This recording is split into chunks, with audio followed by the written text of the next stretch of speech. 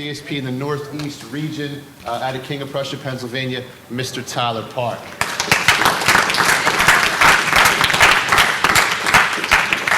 Thank you. I'm going to move around a little bit. All right, so yeah, I'm talking about prospecting into million-dollar homes. I love doing it. It's like my favorite. Like, I actually really like, looking, driving around and finding a neighborhood and being like, I'm gonna get demos in this neighborhood. I'm gonna start working here. I love it. Funny story. This has nothing to do with this. I told a couple people, and seriously, it's just the best story ever. There's nothing to do with anything I'm going to talk about. When I was on the airplane on the way here, I have my Ray-Bans on my shirt, and I'm using the bathroom in the plane, standing up, and I go to flush the toilet. Literally, as I go to flush the toilet, fall off into the toilet. Split second, I could have reached in, didn't, sucked them right out the plane. It was insane. Ray-Ban's gone, out of the plane. I had to tell that story for more than 3 people. So, always be prospecting. Always be prospecting. I think when people think prospecting, they think, it's looking at a house and just finding a way to get in that house, and that's kind of not what it is. I guess it's a tool that you can use, definitely, and I love doing it, but prospecting is really just all about networks, I always say, people only know people from networks they associate in. You don't know somebody because you bump into that person at Burger King.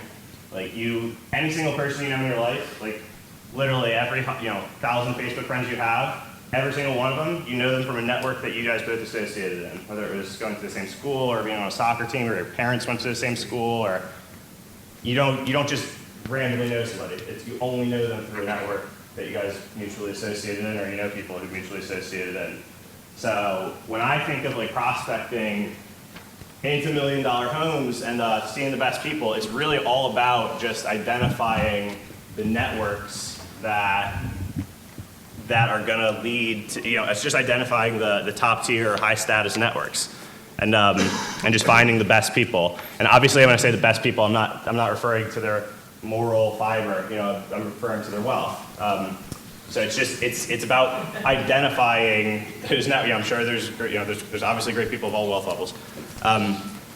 But yeah, it's just knowing those networks. So decide where you want to do demos. And you got to identify the networks that are in those. That are in that area. If I moved to Beverly Hills tomorrow, I'll talk about some of the examples of the top tier networks in a second, but I would identify them, and I would get I'll talk exactly about how I would get those directories and how I would leverage them and how I would get into those networks, but it's very doable. It's not something you can't do. You definitely can do it. And it's a huge part of it, something else I always say a lot is when you keep doing, when you're doing demos and you're doing the Cutco job and you're grinding, there's only 2 ways you're going to get better at the job. You're not going to get better because you learned something new about thermoresin. There's a ceiling on thermoresin knowledge benefiting your demo. There's a ceiling for that. The 2 ways you get better at the job are by just closing on bigger orders and seeing higher quality people. And at the end of the day, those are the 2 things that you can continue to get better at. And you can hone your skill, I guess, and everything like that at events like this, but it's really just about, how many demos or, shows or whatever you do are you going to actually show up at, and how are you going to see the best people at those events, and, what are you going to close on, and that's it. But, I started going off in December, and I didn't intend to have amazing results. I was just, decided I just want to come back and do it and sell 15, 20 grand. And I ended up, really what happened was I really came back in November, and I did a demo in this town called Gladwin outside of Philadelphia, which I had never done a demo in. And I'm driving around and I'm like, what the hell is going on in Gladwin? Every house here is a mansion. It was ridiculous. I was like, why am I doing demos anywhere besides Gladwin? This is nuts. I couldn't believe it. And like I did a demo, I probably sold like $200-300, but I got wrecked. And I was just like, I'm only gonna see people in this town now. I had to drive like an hour to get there, but it was worth it. And now I only do demos in 4 towns. And I mean, I'll do a demo in a different town that's close. But I'm pretty intentional about where I'm doing demos and who I'm seeing, because it's a big part of it. So like it's all about networks. You always have to be prospecting. And a lot of time I think like if people have this perception of like about like it's hard to get referred to top people, and like how do you do that? First of all, it's got to be no big deal. If it's a big deal for you, they're going to be able to see that. It's got to be casual.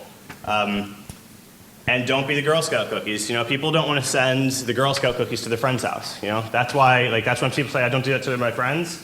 They're saying I don't want to send the Girl Scout cookies over to my friend's house. Because that's what the job is for a lot of people. It was like that for me until I was probably $100,000. It was the Girl Scout cookies. But if you can differentiate yourself for that and have a compelling story, then you're not. You have to differentiate yourself from that to be able to get to those people. So yeah, don't be the Girl Scout cookies. Like the top tier networks, you have to identify them. Privates, I'll give you an example what the networks are, then I'll give you some examples in my territory. Maybe just think about what they would be in yours, and just think about, am I even thinking about this stuff?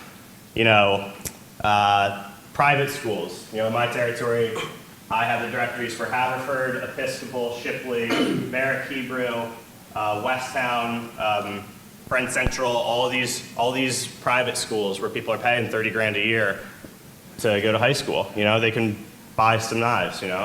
And I'm not just cold calling a directory or anything like that, but those are the networks that I'm going to associate in. And like in my blue book, I have like 6 lead sheets in the front left of my blue book. The first one's always has people they know on it, and I have like 1 lead sheet from each like school in there. So like if they know Episcopal people, I'm pulling out my Episcopal lead sheet, and they're looking at all these people from Episcopal. And like, again, it's just not a big deal for me to go see these top people. And even if those people don't know who the person I'm seeing the demo is doing, the person I'm seeing at that demo knows who these people are, because they're movers and shakers at Episcopal. So private schools, country clubs are huge. Marion Cricket Club, Philadelphia Country Club, Aronimink, Overbrook, Gulf Mills, the River Club, all these places. People love belonging to them. They're the best networks. It's the best networks I find are country clubs, and country clubs are they're everywhere. People play golf, and those are people who you definitely want to see. So country clubs are a huge area of opportunity. WPO and YPO, the Young Presidents Organization, the World Presidents Organization, they have chapters in every city. You have to own a business to be a member, and you pay a ridiculous amount of money a year to be in there. Great, that's literally like the best network you can get into if you can find the WPO or YPO, but you should be searching WPO, YPO, enter your city name here, that should definitely be something you're going after. Synagogues, synagogues are great, I'm doing a lot of demos in the Jewish community now, had a lot of success with it, know the synagogues in your area for sure. Street names, that's a network. People who live on Gray's Lane. They know people who live on Gray's Lane. That's a network to a different degree. Just like a town is a network. Gladwin is a network. It's a little bit more vague than a school, but it's a network.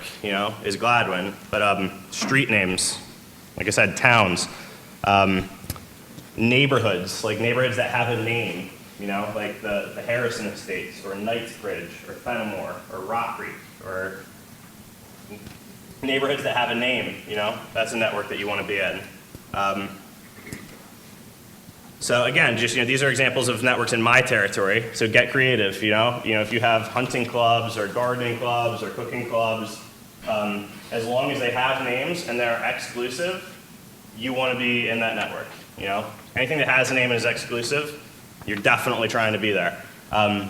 So just find what has names and what's exclusive, because those are the networks that you want to be seeing people for demos in.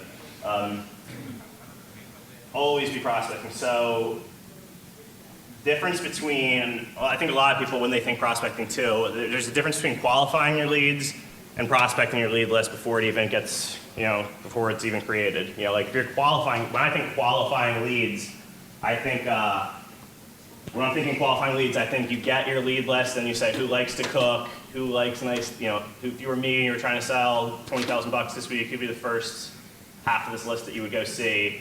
That's qualifying, and it will lead you to better people on the list, but it's not going to create anything new for you. It's not going to create new quality people for you. It's just going to direct you to the better ones that you just already got. Prospecting the lead list is creating the right lead list before it ever is created. It's huge, and you do it through powerful thought joggers. So when you're getting recs, I think a lot of people, first of all, for me, quality is more important than quantity. I'll take both, but quality is what's important to me. And after if you're doing a bunch of demos and you have, I can't call all my recs. So I'm not fired up about getting 10 recs with 8 okay recs and 2 good recs. I'd way rather get 5 great recs, personally.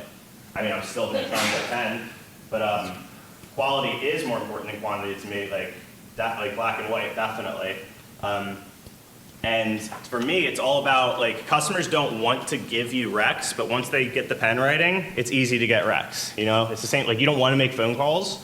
Once you make 2 phone calls, you're going to make the rest of the phone calls. You don't want to write a paper at school. Once you write the intro, you're going to bang it out. It's just they don't want to just give you, if you say, oh, I just need you to do 15 or 20 recs, they're like, what the, definitely not. What the heck is that? Definitely not. But if you just say a couple, I promote just a couple, just a few, and then once I get that pen writing, I'm just going to keep the pen writing. It's easy. Then you can promote sponsor and pull out social proof and all things that I'm sure obviously everybody in here knows how to do. But I just want to get that pen writing. And I just go off with thought joggers at that point. I just go off with the exact type of people I want to see. So these thought joggers are those networks. It's who do you know at Haverford, Episcopal, Shipley, do you know anyone at Westtown or Barrack Hebrew? Who do you know who is American Cricket Club or Philly Country or Aronimick? Who do you know from the Welsh Valley Synagogue? Who do you know? Do you know anyone in WPO? Who do you know in Grays Lane? Who do you know? Do you know anyone over in Villanova? Do you know anyone in the Knightsbridge community? Do you know anyone in Fenimore? You want to just start giving those kind of thought joggers. You don't want to say, when you say, who do you know who likes to cook? That's just so, it doesn't trigger an exact thought in their head. They're just I don't know, everyone likes, cooks. I don't know. When you say, who do you know whose kids go to Haverford? They literally they can't not think that. They have to think, who do I know whose kids go to Haverford? And even if it's nobody, they had to think about it. If you say, who do you know that likes nice things? They're like, I don't know. Everybody likes it. I don't know. It doesn't actually create an exact thought, You want to create specific thoughts. So those networks are the thought joggers. Also, if you had a son my age, Mrs. Jones, who'd be the first people you tell him to go see? Who threw the pool parties at school? They're usually great networkers. Who's the best networker you know, or who knows the most people, or who knows just a completely different group of people? Who do you know who just got set for a beach house or a second home, or a 7th home? Who's the best tennis player you know? Who's the best golfer you know? Who loves to ski? Who has the most insane house out of anyone you know, Mrs. Jones? And you can only say this kind of stuff, by the way, and this is something I've said a lot through the conference. You can't just get mad real at the end of the demo asking for this kind of stuff if you've done a fluffy demo. If you've been mad real, and direct and not no fluff during the demo, then you can ask for whatever the heck you want at the end of the demo. You can say, but if you've done a fluffy demo, you can't say all of a sudden who lives in the most insane house out of anyone you know. They're going to be they're going to turn you off. They don't want to tell you that. But if you've been very real and direct, you can say that. You can say, obviously even if they don't know anybody or it's not even in their ballpark, you can say, who do you know do you know anyone who whips a Bentley? You can say that if you've been very real during the demo. And even if it's no, they still know who I'm trying to see. if you've been real enough, you can just say, Mr. Jones, like, I can do all these thought joggers for you. I just want to see the people who have no problem buying this stuff. So those kind of thought joggers, Mr. Jones, I'll say, I don't care. I want to see the people who have cardboard inserts in the inside of their oven. I want to see people who just want their knife set to look nice on the counter, have never cooked anything in their life. Like that's like my top person I want to say. Like without a doubt. Like who do you know with cardboard inserts in their oven? Who do you know who just never has ever cooked? Ironically, Mrs. Jones, that's who I want to say. So it's just asking, and like when you do that, you're actually creating a rec list. It's different from qualifying where you're just pulling out the best people on the list you've already got. You want to create that list before it's ever, you want to be in control of who you're getting on that list. Who do you know who's famous, Mrs. Jones? Who do you can ask that. There's famous people that live in your territory, and someone's going to know them. Not everybody, but someone knows them. And again, like this goes without saying, in the demo, like you're not name dropping nice people. You're only name dropping, ballers. You're only name dropping like the top of the top level people. Those are the people you want to say. You have to have consistency with it. You're only name dropping the top of the top people.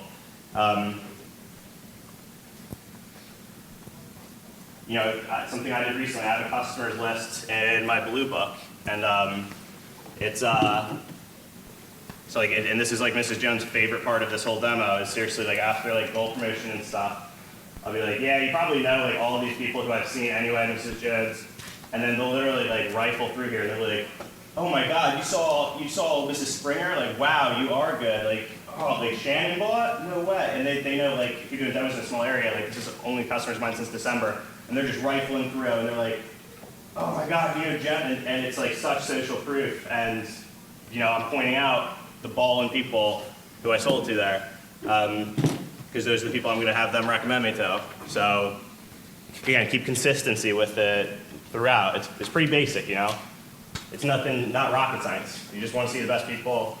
If you're honest and authentic and real and direct with Mrs. Jones, you can just ask for them.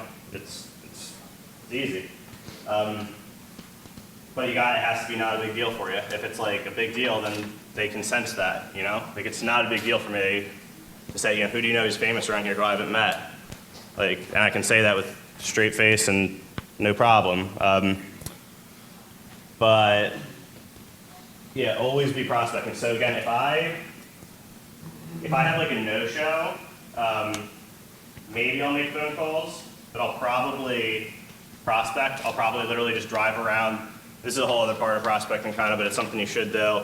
I'll probably just drive around and write down really nice houses that I want to go do demos in. First of all, I love doing it. I'm like a geek for real estate. I love seeing like the coolest houses.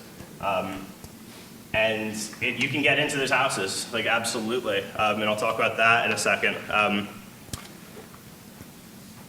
You want to get I think I mentioned this earlier, get the directories of these top tier networks, not to cold call them, but to have, if you look up a house, if you run it through on WhitePages, the phone number might not be there, and it doesn't matter to you. You don't need the phone number because you need to have somebody recommend them to you that has the phone number, so the phone number is irrelevant.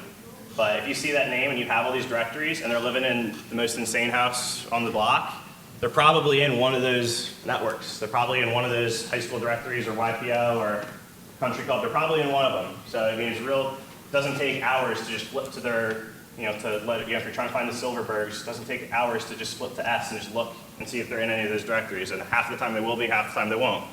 But do what you can to get those directories, like they're very, very, very valuable. Like you really, really want to have them. So yeah, again, how do you just see a house and say, like if I was in a town I've never been in and I was going to be doing demos there, you can look at a house and say, all right, I will get it, give me 3 weeks, I can get in that house. And it's pretty cool. This is not the end-all be-all of prospecting. Networks is the end-all be-all of prospecting. Like without a doubt, it's all about the networks, but a useful tool. Two very useful tools are WhitePages and Homes.com. There's WhitePages.com and Homes.com. There's other sites like homes.com. Use whatever one you want. I use homes.com. It was the first one I saw. I got loyalty to homes.com. I like it. So it's literally like I keep 2 lists running at all times in my phone. At all times, I have, there's no way I wish I could get this on the screen, but I have a new prospects list. It's literally just addresses I've jotted down driving around town of houses that were really, really nice. I will convert that list to people I def want to meet list, is what I call it. And this is literally just a list of Chara and John Haas, Carrie J. Tolson, Julie Charbonneau, David and Jane Cutler, and it shows their address. And that list, you want to know that list, but I probably got I probably have 100 people on the list. And those are the recs that, those are the top recs possible. Those are the ones I want to get. You can literally, again, you can pull out that list and just say, who do you know in here? If you've been direct and real during a demo, you can say that, but you can't just say, pull it out if you've done a fluffy demo and say, oh, this is a list of people who I want to meet, who I just wrote down their address. Who do you know? That's not going to work. But if you've been cool with, with Mrs. Jones, you can say, and she says, like, where'd you get, how do you know these people? Where'd you get this? And I'll be like, they're the best, everybody knows these people. These are like the top people, and I have, for whatever reason, I haven't got recommended to them. Like, fine, if you don't know any of them, but take a look. And maybe 19 out of 20 demos, you're not going to get anything from it. But I got one demo like 2 weeks ago where I had somebody go through and they knew I got 9 recs off the list. That was worth thousands of dollars to me. It's worth it to do, 19 out of 20 demos, you're not getting any recs off that list, but it's worth it to do. And you can just say, if you're doing a demo in Villanova, and you start to kind of know the list because you're always putting people in, and you remember the houses. I just get really into it. I actually enjoy the process. And if you're in Villanova, you know the top people on that list in Villanova, and you'd be like, oh, do you know the Cutler? Do you know the Cutlers, by the way? Do you know the Scarpanes? Do you know the Coopers? Do you know Richard and Hillary? And you can just kind of ask for it without pulling out a list if you want to do it that way. Yeah, so that's the mechanism of how I transfer that list. But I know everything about you before well, not everything about you, but I know a lot about you before I even decide to call you. When I'm phoning, I'm literally rapid fire on WhitePages and homes.com. I generally have people write down the town of, next to, the town name of the person I'm getting recommended to. Even if I don't, I know the ballpark about where they are. If you enter Silverberg, Gladwin on WhitePages, it's going to come up with the address. I don't care if there's phone numbers on there or not. It's probably an old one. It might be the right one. Who knows? You plug that into homes.com. I'm looking at your house and what your house is worth. $2 million house, I'm looking at it. I know exactly who I'm calling. If it's not to say I'm not going to call somebody in a $300,000 house, but I'm going to call the people in $2 million houses first. I'm going to work smart and hard. So I'm literally rapid fire, just as I'm dialing, as I'm making the phone call, I'm searching on WhitePages with my left hand, getting the address, entering it in, and I've just done it so much now that I just do it real fast, and I'm looking at, and by now I know my territory so well that there's not a street name I don't know in the 4 towns I do demos on, so I generally know where they live before I even look it up. But yeah, you want to use it. It's a tool. It's not the end-all, be-all of prospecting. It's a tool that you can use. And it's 19 out of 20 times it's not going to do anything for you. But the one time you get 7 recs off the list, it's so valuable. Or maybe even if it's just saying, do you know the Cutler? I haven't got recommended the Cutlers yet, and they say, oh yeah, sure, I know the Cutler. And you get that rec, and it's that's worth it. It's worth it, and it's a tool that you can use.